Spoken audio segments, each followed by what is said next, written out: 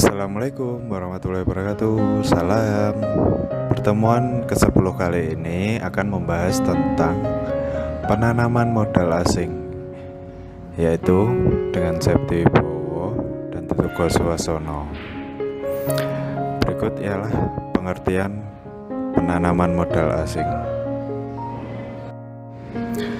Penanaman modal asing atau investor asing adalah warga negara asing, badan hukum asing, ataupun pemerintah asing.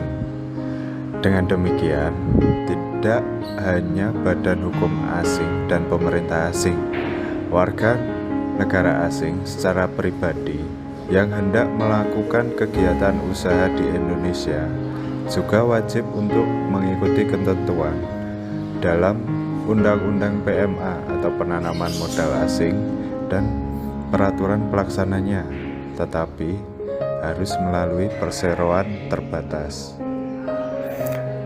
Undang-Undang Nomor 25 Tahun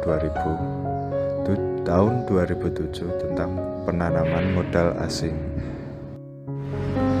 Selanjutnya yaitu prinsip-prinsip penanaman modal asing yang tertera dalam Undang-Undang Nomor 25 Tahun 2007. Adapun prinsip-prinsip tersebut ialah: 1.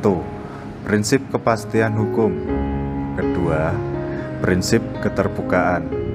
Ketiga, prinsip akuntabilitas. Keempat, prinsip efisiensi keadilan. Kelima, prinsip kebersamaan. 6. Prinsip keberlanjutan. Dan terakhir atau ketujuh yaitu prinsip berwawasan lingkungan.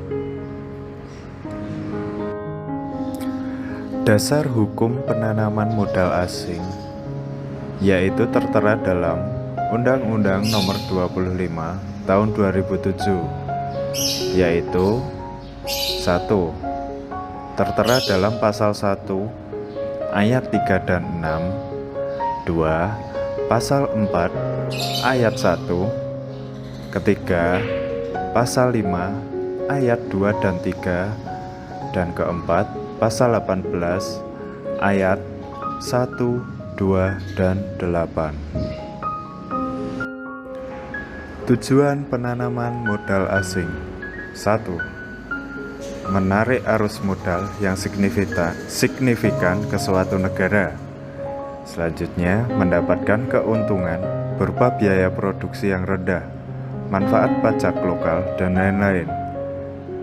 Mendapatkan return yang lebih tinggi daripada di negara sendiri melalui tingkat pertumbuhan ekonomi yang lebih tinggi, sistem perpajakan yang lebih menguntungkan, dan infrastruktur yang lebih baik. Meningkatkan pertumbuhan ekonomi nasional, menciptakan lapangan kerja, meningkatkan pembangunan ekonomi berkelanjutan, meningkatkan kemampuan daya saing dunia usaha nasional, meningkatkan kapasitas dan kemampuan teknologi nasional, mendorong pengembangan ekonomi kerakyatan, mengolah ekonomi potensial menjadi kekuatan ekonomi negeri. Mengolah ekonomi potensial menjadi kekuatan ekonomi real dengan menggunakan dana yang berasal dari luar negeri. Terakhir, meningkatkan kesejahteraan masyarakat. Selanjutnya yaitu faktor-faktor yang mempengaruhi penanaman modal asing. 1. Tingkat inflasi. 2. Nilai tukar atau valuta asing. 3. Tarif pajak, upah, keadaan ekonomi, kestabilan politik, kepastian dan perlindungan hukum. Bentuk-bentuk penanaman modal asing. 1. Investasi portofolio. Investasi portofolio yaitu dilakukan melalui pasar modal dengan instrumen surat berharga seperti saham dan obligasi. Investasi bentuk kedua yaitu investasi langsung. Penanaman modal asing langsung atau Foreign Direct Investment atau FDI adalah suatu arus pemberian pinjaman atau pembelian kepemilikan perusahaan luar negeri yang sebagian besar modalnya dimiliki oleh penduduk negeri yang melakukan investasi atau investasi country. Faktor-faktor penghambat penanaman modal asing. Pertama yaitu Undang-Undang Ketenagakerjaan bersifat kaku dengan aturan tentang memperkerjakan dan memecat yang dianggap memberatkan bisnis. Kedua, tentang regulasi juga bisa menjadi penghalang. Misalnya, beberapa impor yang memerlukan izin khusus dari pihak kementerian yang mana dianggap mempersulit. Ketiga, sejarah nasionalisme ekonomi yang diilustrasikan oleh daftar negatif investasi atau DNI pemerintah. Keempat, tarif pajak perusahaan Indonesia sebesar 25% lebih tinggi daripada rival regional seperti Vietnam dan Thailand. Apa itu daftar negatif investasi atau DNI? Daftar negatif investasi atau DNI adalah sebuah aturan yang berisikan larangan bagi investor untuk berinvestasi di beberapa sektor real tertentu di Indonesia. Daftar ini menjadi landasan informasi bagi para investor, khususnya investor langsung asing atau foreign direct investor, sebelum memutuskan berinvestasi di Indonesia. Selanjutnya dilanjutkan oleh rekan saya. Bidang usaha dari daftar negatif investasi. Pertama, pengangkatan benda berharga asal muatan kapal yang tenggelam. Kedua, industri pembuatan klor alkali dengan proses merkuri. Ketiga, industri bahan aktif pestisida. Keempat, industri minuman keras mengandung alkohol. Kelima, industri minuman mengandung alkohol seperti anggur. Keenam, industri minuman mengandung malt. Ketujuh, penyelenggaraan dan pengoperasian terminal penumpang angkutan darat. Kedelapan, penyelenggaraan dan pengoperasian penimbangan kendaraan bermotor. 9. Telekomunikasi sarana bantu navigasi pelayanan dan Vessel Traffic Information System. 10. Penyelenggaraan pelayanan navigasi penerbangan. 11. Penyelenggaraan pengujian tipe kendaraan bermotor. 12. Manajemen dan penyelenggaraan stasiun monitoring spektrum frekuensi radio dan orbit satelit. 13. Museum pemerintah. 14. Peninggalan sejarah dan purbakala seperti candi, keraton, prasasti, petilasan, dan bangunan kuno. Cara penanaman modal asing melalui PT. Menurut Pasal 5 Ayat 3 Undang-Undang Nomor 25 Tahun 2007 menyatakan sebagai berikut. Penanaman modal dalam negeri dan asing yang melakukan penanaman modal dalam bentuk perseroan terbatas dilakukan dengan: yang pertama, mengambil bagian saham pada saat pendirian perseroan terbatas. Kedua, membeli saham. Ketiga, melakukan cara lain sesuai dengan ketentuan peraturan perundang-undangan. Hal-hal yang harus diperhatikan dalam pendirian PT PMA. Yang pertama, kenali sektor bisnis perusahaan. Kedua, ketentuan daftar negatif investasi atau DNI. Ketiga, pendirian berdasarkan hukum Indonesia. Keempat, kejelasan kewarganegaraan pendiri. Kelima, struktur organisasi. Keenam, tidak boleh memberikan keterangan atau data palsu. Ketujuh, larangan membuat perjanjian kepemilikan saham untuk dan atas nama orang lain. Minimal modal penanaman modal asing.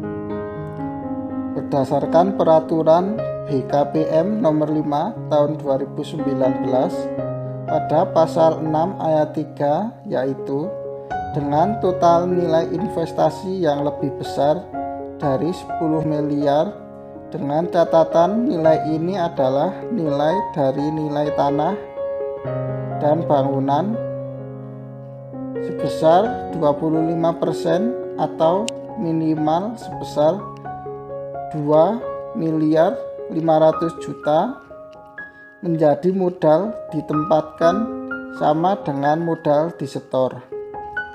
Nilai nominal saham untuk masing-masing pemegang saham dipersyaratkan minimal sebesar 10 juta rupiah. Namun secara spesifik untuk sektor-sektor tertentu dapat dipersyaratkan modal minimum yang lebih tinggi dari nilai ini.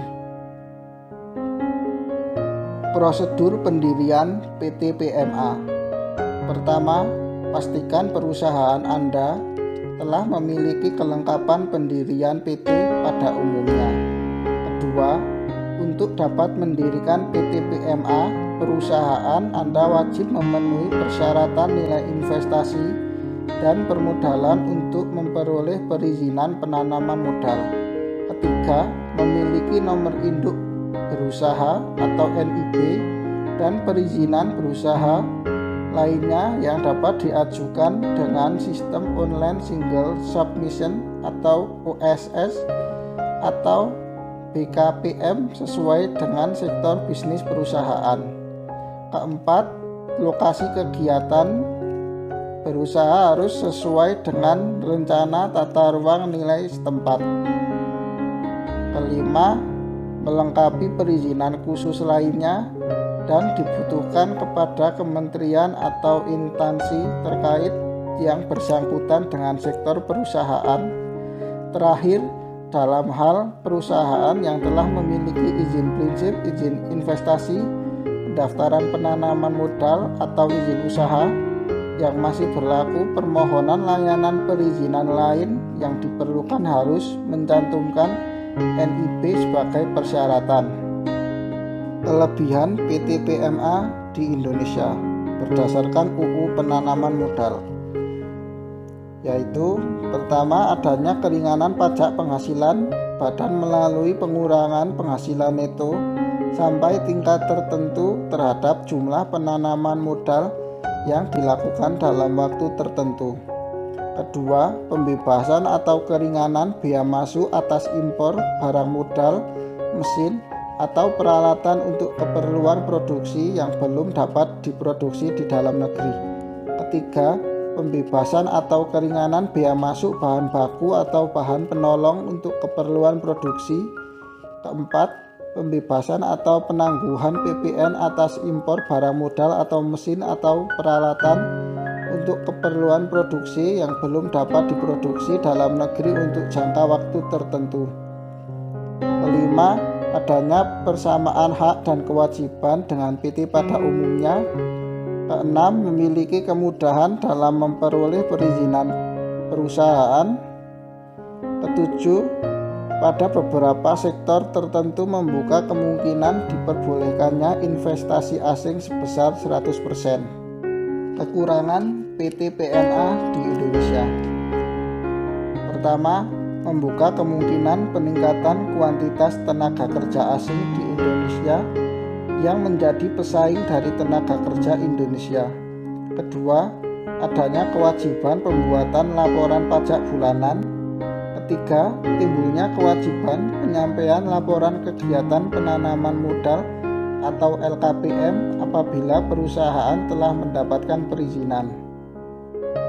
Kesimpulan, PMA merupakan bentuk investasi yang dilakukan oleh pihak luar negeri melalui perusahaan perseroan terbatas yang diatur dalam Undang-Undang Nomor 25 Tahun 2007. Tujuan dilakukannya PMA adalah meningkatkan perkembangan kemampuan dan alih teknologi yang lebih maju, tetapi juga berdampak buruk bagi perusahaan domestik dengan adanya kompetitor asing. Terdapat beberapa faktor penghambat yang mempengaruhi penanaman modal asing. Salah satunya adanya aturan DNI. Untuk pendirian PT PMA ada kesamaan dengan pendirian PT pada umumnya. Hanya pembuatannya dipengaruhi DNI terhadap bidang perusahaan yang ingin dibuat. Sekian presentasi dari kelompok 10. Apabila ada kesalahan dalam penyampaian, mohon dimaafkan. Terima kasih. Wassalamualaikum warahmatullahi wabarakatuh.